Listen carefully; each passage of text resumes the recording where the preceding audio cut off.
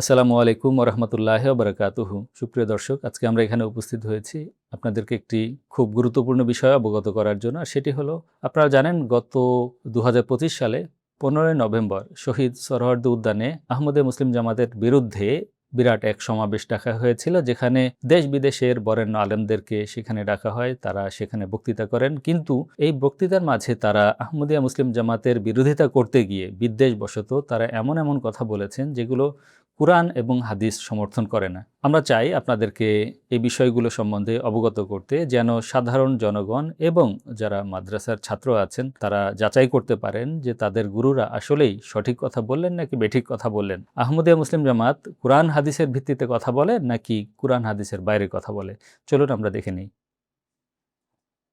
কুরআন শেষ আসমানি কিতাব, শ্রেষ্ঠ আসমানি কিতাব। কুরআনের পরে কোনো ওহী আছে?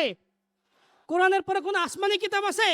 কুরআনের পর কোনো আসমানি কিতাব নেই, কিন্তু কুরআনের পরে ওহী নেই এ কথা ঠিক নয়। কেন বলছি? পবিত্র কুরআন খুলে দেখেন, সেখানে আল্লাহ তাআলা কি বলছেন। আল্লাহ তাআলা পবিত্র কুরআনে বলছেন, ইন্নাল্লাযীনা ক্বালু রাব্বুনাল্লাহু সুম্মা ইসতাকামু তাতানাজ্জালু আলাইহিমুল মালায়েকাতু আল্লা তাখাফু ওয়ালা তাহজানু ওয়াবশিরু বিল জান্নাতিল্লাতী কুনতুম তুআদুন।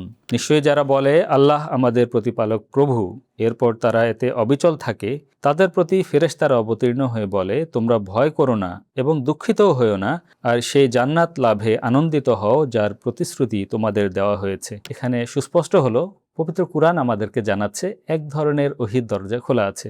আপনারা জানেন মুসলিম শরীফ এবং ইবনে মাজাহ শরীফে মহানবী সাল্লাল্লাহু আলাইহি সাল্লামের অনেক এমন হাদিস সংকলিত আছে যেগুলো শেষ যুগের আলামত সম্বন্ধে বর্ণনা করা হয়েছে। আমরা সেখান থেকে একটি হাদিস নিচ্ছি, যেখানে আল্লাহ রাসূল সাল্লাল্লাহু আলাইহি সাল্লাম সুস্পষ্টভাবে বলেছেন যে শেষ যুগে যিনি ঈসা ইবনে মারিয়াম হিসেবে আবির্ভূত হবেন তার প্রতি আল্লাহ তাআলা ওহী করবেন। চলুন আমরা দেখে নিই।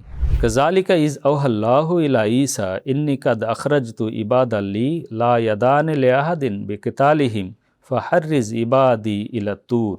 এমত অবস্থায় আল্লাহ তাআলা ঈসা আলাইহিস সালামের প্রতি এ মর্মে ওহী নাজিল করবেন যে, আমি আমার এমন কিছু বিশেষ বান্দা আবির্ভূত করেছি যাদের সাথে কারোরই যুদ্ধ করার ক্ষমতা নেই, সুতরাং তুমি আমার বান্দাদের তুর পর্বতে সমবেত করো। সহিহ মুসলিম কিতাবুল ফিতান।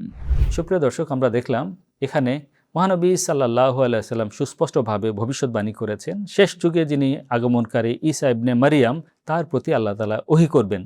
অতএব যেখানে পবিত্র কুরআন সুস্পষ্টভাবে বলে যে এক ধরনের ওহী হতে পারে, যেখানে হাদিসে মহানবী সাল্লাল্লাহু আলাইহি সাল্লাম সুস্পষ্টভাবে বলেছেন শেষ যুগে আগমনকারী ঈসা ইবনে মারিয়ামের প্রতি আল্লাহ তাআলা ওহী করবেন, সেক্ষেত্রে আমরা যদি কোনো মিছিলে, মিটিংয়ে, আন্দোলনে বা মহাসমাবেশে এই কথা বলি যে কুরআনের পর আর কোনো ধরনের ওহী নেই, তাহলে এই কথা কি সত্য হবে? ওয়ামা আলাইনা ইল্লাল বালাগ।